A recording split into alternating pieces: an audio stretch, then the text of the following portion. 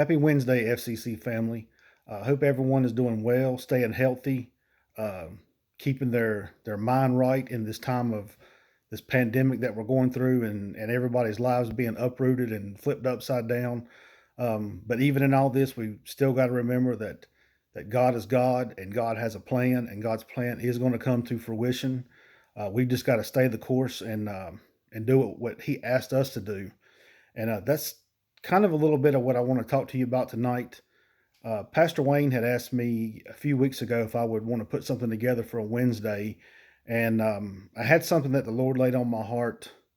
I guess it's been a couple of weeks ago now. I had on one Saturday morning, I had to go down to Wilmington to take a delivery of some material from our Ashburn shop to our Wilmington shop, and that's not a bad trip. It's a straight shot. You only hit five stoplights, maybe. Couple of 2.5 hours there, 2.5 hours back, but it's some good time, a long time, just to talk to the Lord and for Him to talk to you and just kind of get your mind cleared from the week. So, as I'm riding down there and I'm, kind of, I'm praying and I'm talking to the Lord, and just, kind of letting Him know where I'm at and asking Him, Lord, what is it you're looking for from me now? And on the way back, He brought back to recollection um, this message I had spoke on. I guess it was maybe about a year ago on a Wednesday night about Nehemiah, and what I heard him telling me was, you need to rebuild your wall. And as I shared with most of you, that if you were there, I guess a couple of months ago, the spiritual desert that I had went through, kind of feeling like I'd kind of lost my way for a little bit, and what had ultimately happened is I had let my wall be attacked by the enemy. And that's something we all have to be careful with, especially in what we're going through today. With the pandemic, the economy, the joblessness, the just everything that's going on in the world. It seems like if you watch the news anymore, which I very rarely try to do nowadays anyway, it's always bad. It's always X more people are sick, X more people are dying, the economy's doing this. It seems like the news never wants to tell you the good things that people are doing for their neighbor, the things that people are doing to help other people. They want to leave those stories out. They just want you to know the bad news. But to get back to my point, if we're not careful, again, especially in what we're going through today, our wall can get destroyed. It doesn't take much. The enemy, he doesn't come through all the time and with just one big attack and to try to destroy the whole wall at one time. Most of the time the enemy comes through and he kind of chips away at it. He may pull a stone here and he'll pull a stone from over there, and he may pull another stone from on the other side of the wall. And before you know it, you don't necessarily see those little stones or rocks being pulled from your wall, so to speak. But before you know it, you get enough of those little stones and pebbles gone, and that wall is going to fall. The enemy's going to be able to come in and do what he wants to do. So I just want to, like I said, the Lord brought this back to me on my trip from Wilmington. So when I came home, I pulled my notes back out, and if you will, if you want to follow along, I'm going to read this from the book of Nehemiah, chapter 6. This will be verses 1 through 9. It said, and I'm going to go ahead and preface this by saying there's some names in here I'm going to pronounce some Ashboro way. May not be the correct way, but that's what we're going to go with. It says, when word came to Sanballat, Tobiah, and Geshem the Arab, and the rest of our enemies, that I had rebuilt the wall, and not a gap was left in it, though up to that time I had not set the doors in the gates, Sanballat and Geshem sent me this message: come, let us meet together in one of the villages on the plain of Ono. But they were scheming to harm me. So I sent messengers to them with this reply: I am carrying a great work and cannot go down. Why should the work stop while I leave it and go down to you? 4 times they sent me the same message, and each time I had given them the same answer. Then the 5th time Sanballat sent his aide to me with the same message, and in his hand was an unsealed letter in which was written: it is reported among the nations, and Geshem says that it is true, that you and the Jews are plotting to revolt, and therefore you are building the wall. Moreover, according to these reports, you are about to become their king, and have even appointed prophets to make the proclamation about you in Jerusalem.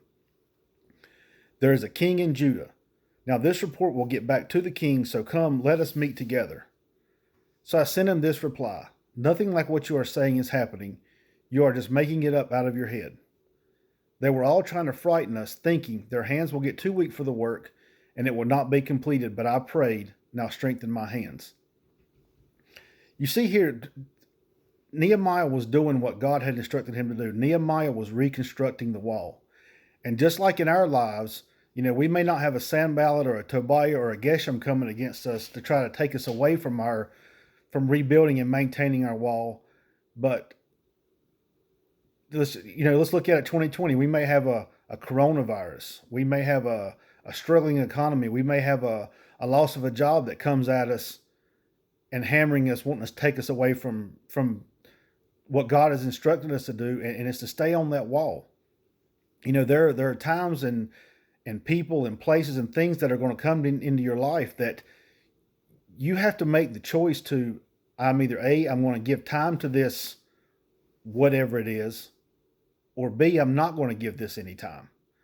If it's something from the Lord, then yes, by all means, you want to put your time and effort into that. But too many times things come to us, and a lot of times they may be this either disguised as being from the Lord, or you may want to tell yourself that they're from the Lord, and you put your time in it and energy into it, and before you know it, you're down off your wall doing, you're away from what the Lord had instructed you to do. If you will go back and look, and as I was going back through my notes and doing a little more digging, if you look back in verse 2, it says that Sanballat and Geshem wanted to come. It says, come, let us meet together in one of the villages on the plains of Ono.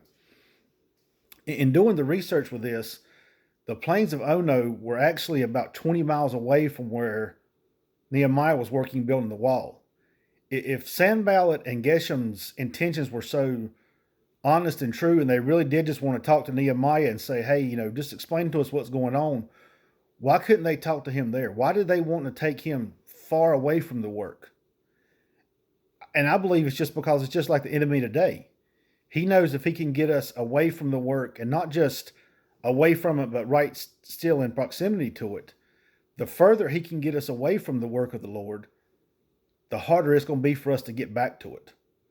I'm sure, speaking from experience, and maybe, you've been in this situation too, when I find myself, getting away from being in the Word, or spending time alone with God, or just kind of searching out, what it is, what do you have for me to do, Lord? What is it you need from me? Then as long as I stay on task, it seems like things come a lot easier, and they're easier to understand. But when I get away from studying and being what the Lord wants me to do, it's even when I catch myself in the fact that I have wandered away from my wall, it's harder for me to get back on that wall and get back to doing what the Lord has given me to do.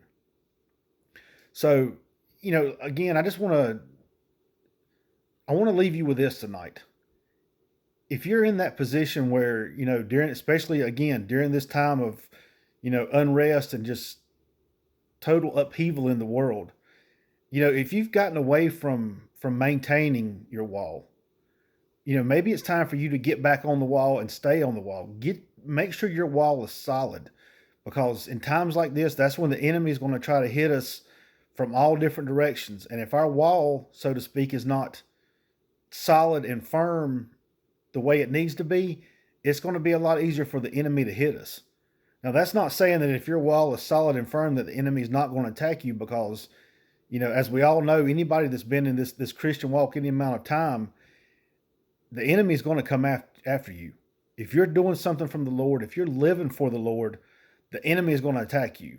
And I've said it before, if the enemy's never attacking you, it's probably because you're not doing anything for the Lord, and you're of no threat to the enemy.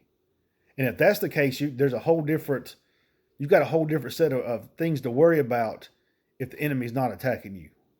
We should be more worried when the enemy's not attacking us. Well, let me rephrase that. We should never be worried, because if we're children of God and we know who God is, we know who our God is in us, we should never be worried, because ultimately it's all in God's hands. And Pastor Wayne has told us, several of his messages before we had to, kind of put church on hold, due to this pandemic. You know, the devil can't do anything to you unless God allows it. And he said it many times. The devil gets too much credit for what goes on in this world. That too many times people don't realize that it's God's way of testing you. It's to see where you are, to show not for him to see where you are because he knows where we are. It's for us to see where we are, to where when we come out on the other side of it, or maybe when we're down looking back up at our wall, we're able to see, man, I didn't, from the top of my wall, everything looked like it was solid. But now that I'm down here away from it and looking back, my wall's not as solid as I thought it was. I need to work on that. So just in these next coming up weeks, hopefully in the next few weeks, we'll be able to all get back together again in church and kind of get some normalcy back to what's going on. But in this time, let's remember that maybe take a step back, realize what's really important in life, and it's not. I know for me personally, a lot of what I thought was important is really not important. Is this kind of slowdown has given me a good opportunity to really reflect and realize that there's a lot of things that I can really do without in life, that I don't need everything I thought I needed. Um, Ultimately, all I need is the Lord, and if He's on my side, the coronavirus, the economy, whatever it is, it honestly doesn't bother me because if I get the coronavirus, two things are going to happen. One of two things are going to happen. I'm either going to recover, or the Lord's going to call me home from it. And either way, it's a win-win. Either way, it's His decision of what He wants to do with it. I just need to take this time to make sure my wall is in order, to where when the attack does come, that I'm able to withstand it. Because it's just like in any fortress. If your wall's not solid, if your fortress is not solid, and that attack comes, it's going to be a lot harder to survive it and to recover from it than if you've got a good fortification around you. So I'll just leave you with that tonight.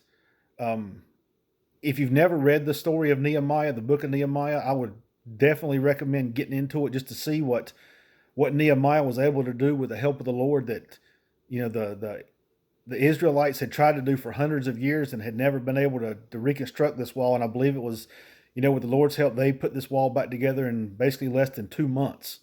They did this also. The whole time they did it, they were also having to worry about attacks. So, this is just another of the many instances in the Bible where, when you put God first and you follow God's plans, it's all going to work out the way it's supposed to, much better than if you try to do it yourself. So, as I said, FCC, take these next couple of weeks, until we're able to get back, and even further. I don't know where everybody's at spiritually in their life. I don't know where your wall is. All I know is personally where my wall was. It was not as strong as I thought it was. I feel like it's getting stronger every day. I would pray that yours is getting stronger every day, that maybe yours is, your wall is even stronger now than it was when all of this started. But like I said, I'll just leave you with that. And one other thing, let's make a constant effort as a church to keep our doctors, nurses, first responders, our military. Let's keep those men and women first and foremost in our prayers, that are out here on the front lines every day, dealing with this sickness in the hospitals and the doctors' offices that are putting their personal lives on the line, to keep all of us healthy and safe. Our grocery store workers, our truck drivers that are getting the supplies from point A to point B. A lot of times those are the people that are overlooked, but they're putting themselves just as much as harm's way as maybe anybody else is. So just keep that in mind. Let's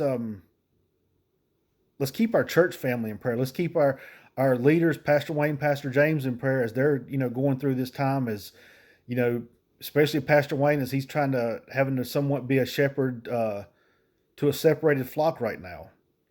I would dare say that, in my opinion, I've got the best shepherd that I've ever, sat under, that from a standpoint of someone who loves his flock and ultimately cares about his flock and their well-being. So let's keep those, men in our prayers, and I love what Pastor James said Sunday about looking forward to getting back and just hearing everybody's testimony of what God's done in these last few months. You hear too many times, people doom and gloom that don't know the Lord going through this, and I'm just thankful that I do know the Lord, that I know that this is all going to work out the way it's supposed to, and it'll be over exactly when it's supposed to. So thank you for taking a few minutes listening to this tonight, and I look forward to seeing everyone soon. Love y'all.